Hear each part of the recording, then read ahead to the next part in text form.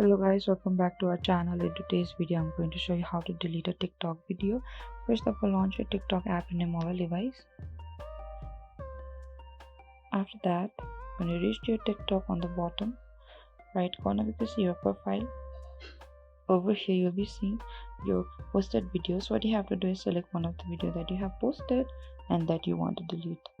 After that, on the post we can see the bottom right corner there's a three dot icon. Tap on the three dot icon. On the bottom we can see there's a save video, pin, captions, duet. Scroll a bit and over here we could see there's a delete option at the last. Tap on the delete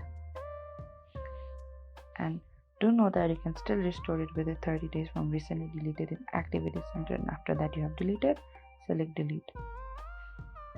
And this is it. Thank you for watching this video. I hope I could help you. Do not forget to like, subscribe and hit the bell notifications icon for more upcoming uploads.